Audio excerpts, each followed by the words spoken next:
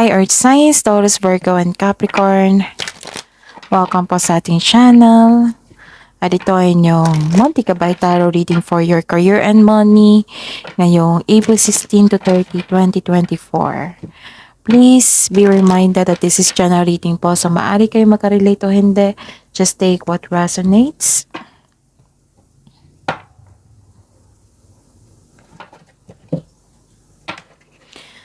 Gamitin ang reading na ito bilang gabay lamang. Balik po kayo dito bukas para sa ating daily gabay tarot reading. Please like, subscribe, and click the button for notification para updated po kayo sa daily tarot reading natin. Para po sa gusto magpa-reading, maaari nyo pong makuha ang link. Nasa description box po ito. Message nyo lang po ako sa messenger. Maraming salamat.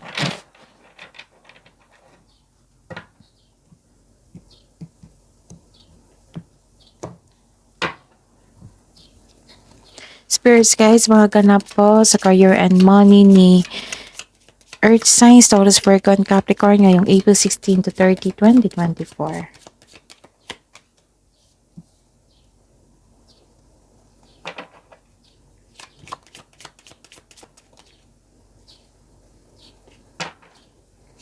Career and money ni Earth Signs, Taurus, Virgo, and Capricorn ngayong April 16 to 30, 2024.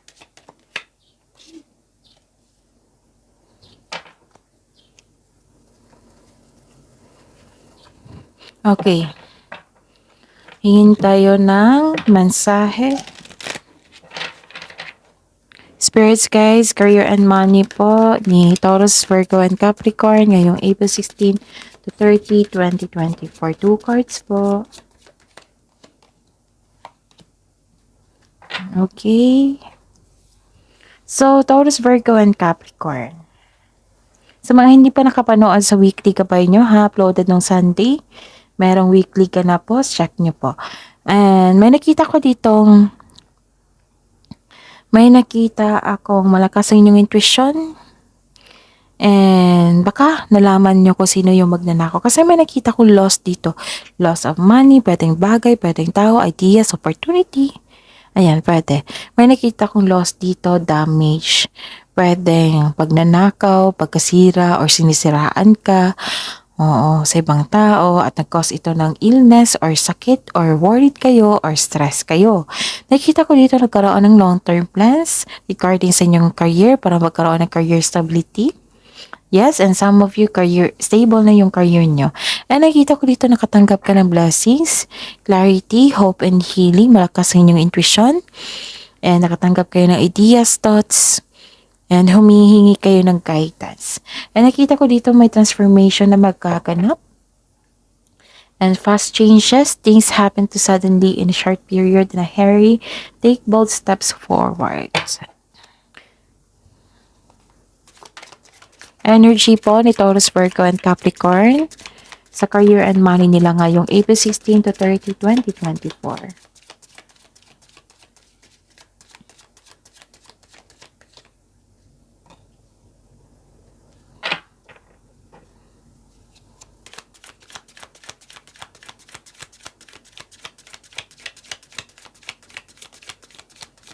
Energy po sa career and money ni Taurus, Virgo, and Capricorn. Blessings po na ma-receive ni Taurus, Virgo, and Capricorn regarding po sa career and money nila ngayong April 16 to 30, 2024. Blessings po.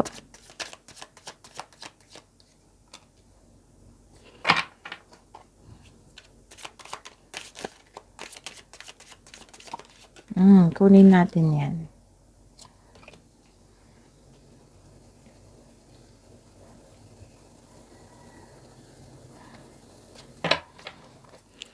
Okay.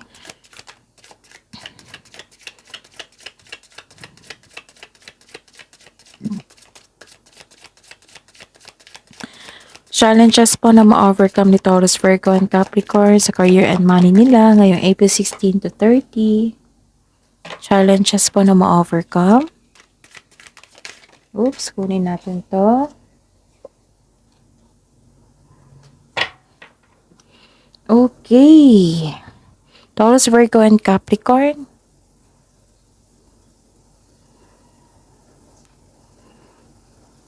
Hmm, bakit nasaktan kayo dito?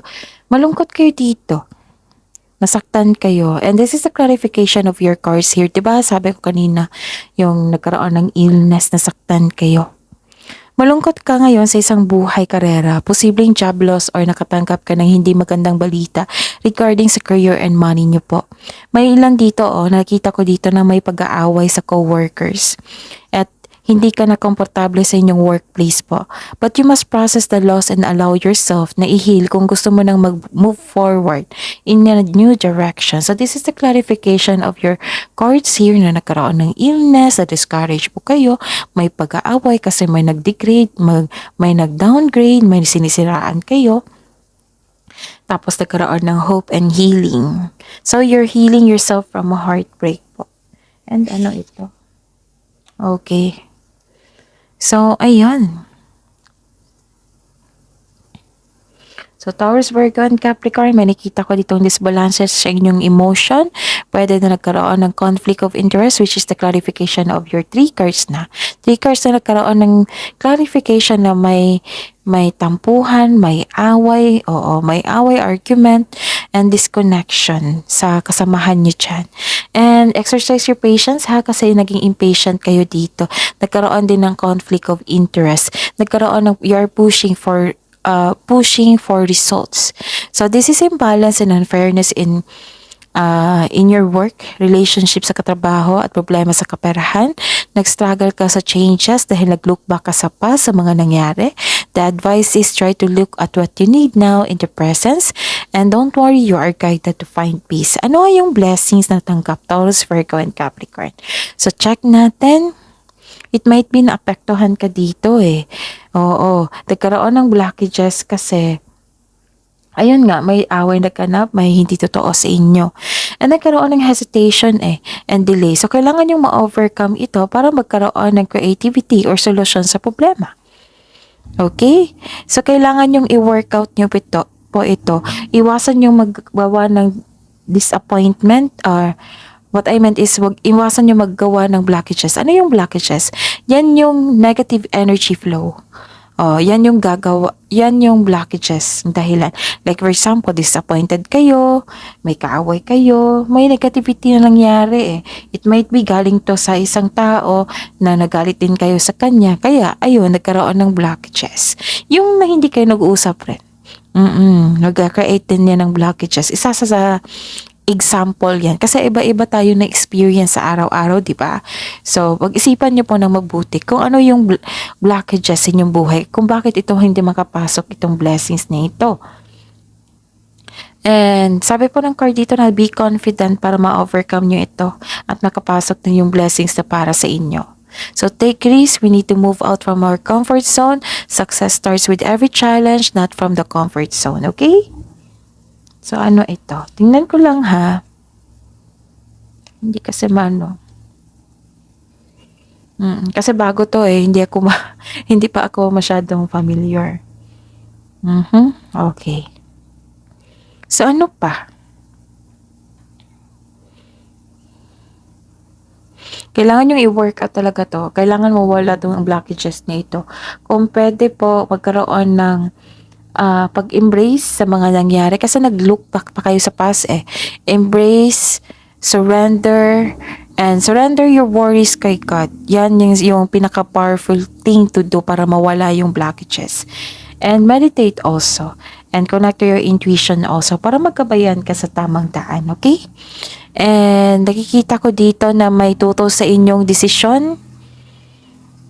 May tutol sa inyong decision po sa regarding sa inyong career and money. Dito ka na, isa din ito sa dahilan na nagkaroon ng blockages. Itong hindi maganda ang inyong energy kasi disappointed kayo sa isang tao kasi tutol sila sa iyong decision.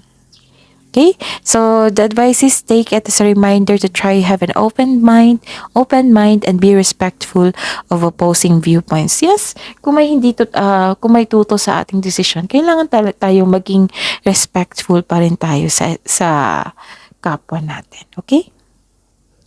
And overcoming obstacles. Ano ito? Okay.